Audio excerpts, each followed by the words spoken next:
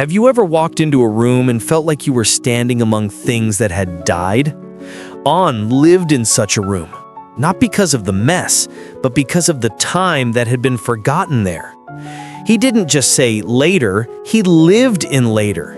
Everything around him had become relics of unfulfilled promises. A guitar buried under dust, silent since the first week of excitement. Self-help books, spines unbroken, lying like tombstones of forgotten ambitions. A glowing computer screen, endless scrolls of fleeting satisfaction.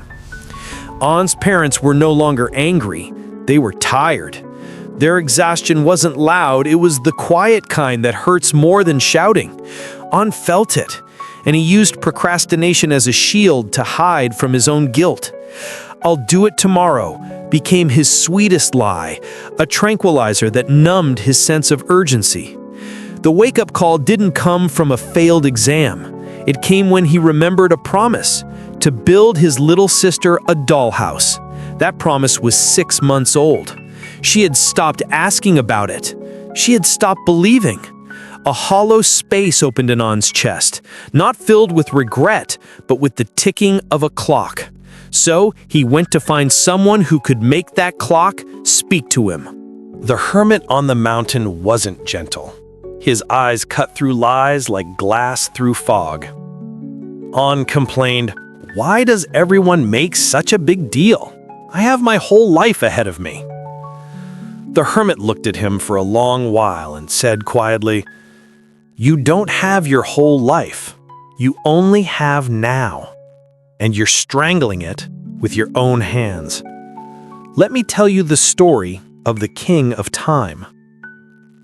"The King of Time," he began, "is not kind, but he is fair. He grants every person a single chance, one day, from sunrise to sunset, to enter the vault of potential and take whatever they desire: wisdom, love, wealth, skill, anything." There was once a man, known as the Forgetful One, who received this chance. When dawn broke and the golden gates opened, radiant light spilled out. But the man yawned. "It's still early," he muttered. "I've got all day." He made himself a fine breakfast, then took a nap, just 10 minutes. It became the entire afternoon. When he awoke, panic struck. The sun had already turned orange. He ran, but was distracted by a crowd playing dice, a pointless game that promised quick joy. "Just one round," he said. By the time he tore himself away, the sky had turned blood red. He sprinted toward the vault as the sun sank. The gates trembled. He was only steps away when, boom! The stone doors closed with the finality of a tomb. His hands clawed at the cold surface, but it was too late. Inside, he could hear laughter, the voices of better, wiser, happier versions of himself, the lives he could have lived, if only he'd stepped forward.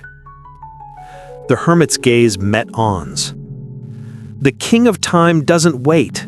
He doesn't care about excuses. Time isn't a possession you can save. It's an opportunity you must act upon. Anne ran down the mountain like a hunted man. There was no instant transformation. Change isn't a switch, it's a battle fought moment by moment. Back in his room, everything looked the same. The dust, the books, the silence. He didn't grab the guitar. He didn't start reading. He picked up a cloth and started wiping the dust away. That tiny act, so simple it might seem meaningless, was his first victory against the graveyard of later. As the dust cleared, the guitar gleamed again. He strummed a single awkward chord.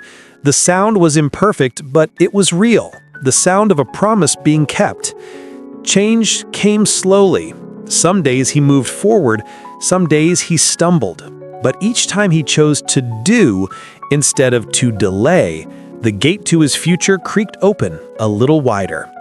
He finished half of the dollhouse, then a bit more.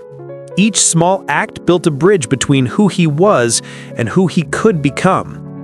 From the mountain, the hermit smiled. "Your treasure still waits for you, Anne," he whispered. "But hurry, the sun is rising high." Anne's story isn't a moral tale. It's a reminder. Time is the rarest resource. You can't borrow it, you can't reclaim it. Its value lies entirely in what you choose to do with it, whether you spend it in procrastination or in small, consistent actions. If you see yourself in Anne, if your own room feels like a museum of missed opportunities, start small. Wipe the dust, strum a note, write a line, make that call.